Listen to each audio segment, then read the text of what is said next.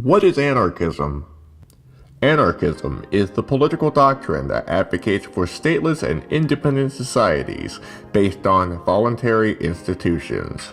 It sees any and all forms of governments, be it republics, monarchies, or aristocracies, as unnecessary, oppressive, and a target for abolition. Anarchism's non-hierarchical perspective is cynical of prisons, police forces, militias, borders, corporations, and often religion. This being said, anarchism historically insists on a replacement of capitalism for a non-authoritative rendition of collectivism, communism, syndicalism, and mutualism. Anarchism comes from the Greek roots an, none, arch, ruler, and ye, state of, which translates to having no rulers. A common misconception is that anarchism doesn't have rules, rather, anarchism is void of any rulers. The first known person to have used this term was the French politician Pierre-Joseph Proudhon during the French Revolution, and has spread globally. Since then, multiple branches have formed from anarchism, which have allowed several unfortunate presentations of anarchism. Libertarianism was equated with anarchism until the 1950s, which associated with economic prosperity through capitalism. Now, while Marxism and anarchism meet on certain points, their end goals and means to meet their goals are different. Marxism insists on a government that will slowly abolish itself from within, eventually creating a dictatorship of the proletariat, workers, or working class people. Anarchism views this as a slippery slope towards an oligarchy, a government ruled by a few people, usually based on wealth. Anarchism favors direct action, uses of strikes, protests, and physical confrontation to meet their demands that will obliterate the governments immediately and have working class people govern the economy.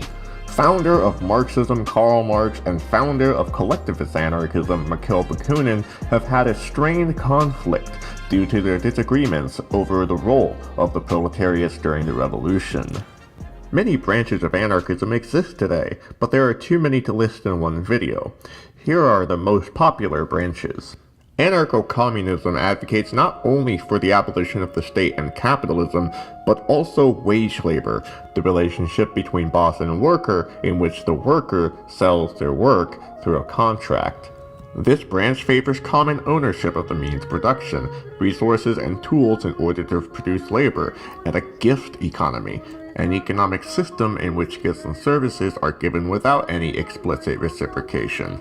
Anarcho-Syndicalism believes that the workers of the world must unite and form self-organized unions, syndicates, and cooperatives in order to overthrow capitalism and seize the means of production. Anarcho-collectivism aims for the abolition of the state and capitalism, in which the means of production are controlled by the producer themselves. Instead of money, labor notes, devices that govern demands for goods, are used as an alternative for currency, and salaries are based on job difficulty and amount of time given to produce. Anarcho-communism, anarcho-syndicalism, and anarcho-collectivism often overlap, but have different central foci. Mutualism proposes an economy in which certain individuals or certain communes own specific means of production, as well as a mutual credit banking system in which workers receive money after their labor is sold. Eco-anarchism is another branch of anarchism that emphasizes environmental issues. Eco-anarchists press the belief that capitalism dents the lives of not only humans but animals and the earth in general. Living a vegetarian or vegan lifestyle is a priority to this branch. Now, its extreme form anarcho-primitivism advocates for a complete abolition of science and technology in order to save the environment, and for a regression to a hunter-gatherer era, which many anarchists criticize. Anarcho-feminism combines anarchism and feminism and believes that gender roles and misogyny are products of hierarchy and the state. This branch emphasizes not only the working class struggle, but also the struggle against the patriarchy, a political system in which exclusively or mostly men rule. Anarcho-feminism often gets criticized for failing to recognize that women do not experience sexism and misogyny the same way, or that anarcho-feminism favors white women, which anarchists refer to as white feminism. But wait, anarcho-capitalism isn't on this list. What gives?